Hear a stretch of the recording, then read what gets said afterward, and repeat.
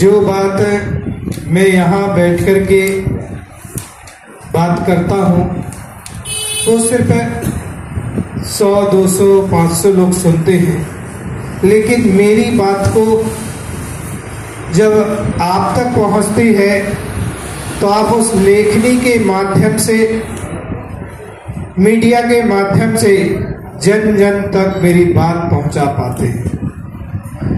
और मेरी बात यदि जन जन तक पहुंचती है तो उसमें निमित्त कारण आप सब बनते हैं। तो जो पुण्य मुझे मिल रहा है उस पुण्य का 10वां हिस्सा आपके कोटे में भी जाता है कि आपके निमित्त से जन जन तक मेरी बात पहुंचती है। क्योंकि लेखक जो होता है, जो पत्रकार होते हैं, जो मीडिया होती है, वो एक शब्द को किस रूप से कहां पर प्रस्तुत करते हैं और उसको लोगों तक पहुंचाने में जो निमित्त कारण बनते हैं, उससे जनमानस के विचारों में सुविचारों की प्रस्तुति हुआ करती है। और आज यही कारण है कि आप सबको यहाँ पर एकत्रित किया गया है और एक साथ बुलाया कि मेरी बात जनमानस तक भी पहुंचे और उसमें आप सब लोग निमित्त कारण बने, आप भी पुण्य के सहयोगी बने। आज हम देख रहे हैं भारत देश में, हमारे विश्व में जो हमारी भारतीय संस्कृति है वह संस्कृति पूर्व की संस्कृति है। अब पूर्व की संस्कृति और पाश्चात्य संस्कृति दो संस्कृतियां हैं।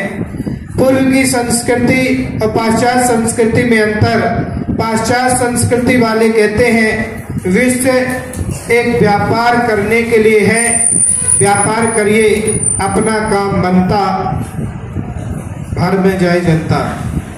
लेकिन पूर्व की संस्कृति कहती है विश्व एक व्यापार करने के लिए नहीं है, विश्व एक परिवार है और परिवार में जैसे सदस्य रहते हैं ऐसे हर व्यक्ति को जीने का अधिकार है।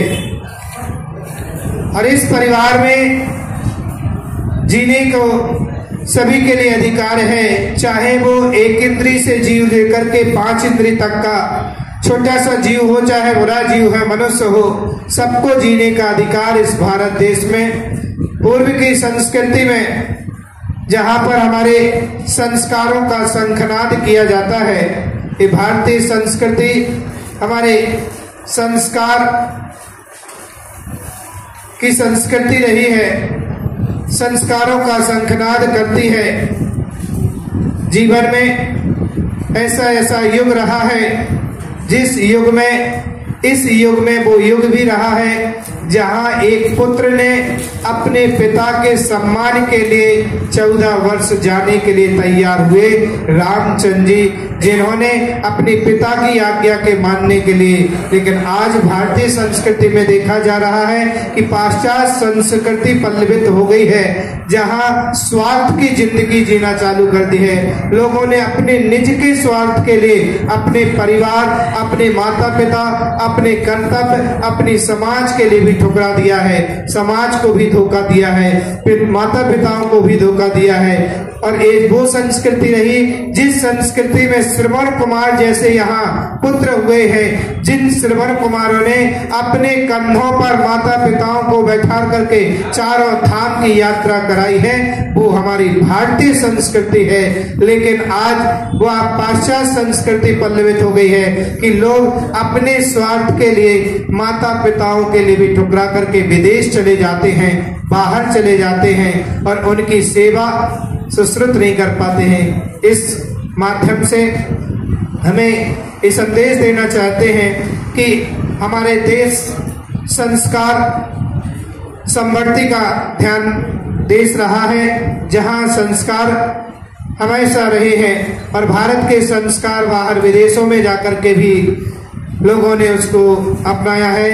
अहिंसा परमो धर्म रहा है, जियो और जीने दो का देश रहा है, जिस देश में अहिंसा का मैं जीवन जिया है। भारत देश को यदि आजाद कराने में, आजादी में भी यदि कोई निमित्त कारण बना तो अहिंसा धर्म, क्योंकि विश्व को कहीं भी किसी को जीतने के लिए हिंसा से नहीं जीता जा सकता है। आज जो देख रहे हैं कि एक देश दूसरे देश के ऊपर हमला कर रहा है और एक दूसरे देश लड़ रहे हैं, लेकिन हम गोली को किसी से नहीं जीता जा सकता है। गोली को अहिंसामय तरीके से जीता जा सकता है। ये हमारे पूर्व महात्मा गांधी जी ने, अनेक महाआत्माओं ने ये अपने जीवन में उस सूत्र को अपनाया कि अहिंसा परमो धर्म के लिए, और अहिंसा से लोगों का दिल जीता जा सकता है, अहिंसा से जीता जा सकता है। हमारा विश्व अहिंसामय बने, ऐसी मंगल कामनाओं के साथ हम सब इस संभाजी नगर में इस वर्ष हम लोग जबलपुर मध्य प्रदेश से चल करके और 2000 किलोमीटर का सफर, क्योंकि जबलपुर से चले सागर, भोपाल, इंदौर और इंदौर से होते हुए यहाँ पर पहुंचे हैं। सफर पर यात्रा का करते हैं, पैदल चलते हैं, क्योंकि ये देश ऋषि मुनियों का देश रहा है। इस भारत देश के लिए भारत माँ शब्द से संबोधन किया गया है। अन्य किसी देश को माँ शब्द नहीं लगा, सिर्फ भारत के लिए भी माँ शब्द से संबोधन किया। माँ इसलिए क्योंकि माँ में ममता है, माँ में स्नेह है, वात्सल्य है, और इस माँ के अंदर सारे जीवों को जीने का अधिकार है। इसलिए इस भारत देश के, जहाँ पर ऋषि मुनियों ने, संत महात्मा भगवंतों ने जन्म लेकर के अपनी आत्मा को परमात्मा बनाया है, और इसी श्रृंखला में ये दिगंबर संत आप सब देख रहे हैं। और दिगंबर संत,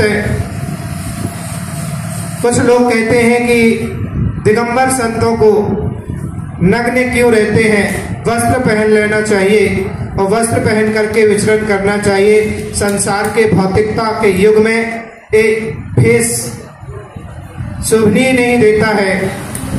तो मैं आप सबको बता दूं कि संसार में जितने लोग, संसार में जो भी जीव आता है सब नग्न ही जन्म लेता है, और नग्नता में जन्म लेकर के और अपनी वासनाओं के कारण अपने वस्त्र के से शरीर को ढक लेता है। लेकिन प्रकृति ने जिस रूप में जैसा भेजा है, संत उसी रूप में जीवन जिया करते हैं, प्रकृति के अनुरूप जीवन जिया करते हैं। उनका बिछौना धरती है, ओढ़ना आकाश है, यही उनका जीवन है। और ऐसे जीवन को अपने, जैसे एक शिशु बालक होता, नवजात शिशु बालक, उसके अंदर निर्विकार होता है, कोई विकार उत्पन्न नहीं होता है। ऐसे ये दिगंबर संत हैं कि माँ बहन के सामने बीच में भी चले जाए तो उनके अंदर कोई विकार उत्पन्न नहीं होता है, और एक नग्न नहीं है, इनको वस्त्र अपने स्वतः उतारे हैं। ये दिगंबर है, और दिगंबर जहाँ वासनाओं को उतार करके फेंक देते हैं, जहाँ इंद्रियों को अपना जीत लेते हैं, वो होता है दिगंबर। दिक प्लस अंबर, जिसकी चारों दिशाएं ही अंबर है, वो है दिगंबर। और दिगंबर संत पैदल विचरण करते हैं, पद यात्रा करते हैं, चप्पल जूता पहन करके नहीं चलते हैं। 4 महीने में एक बार अपने बालों को ही अपने हाथ से, केश लॉन्च जिसको कहते हैं, अपने हाथ से ही निकाला करते हैं।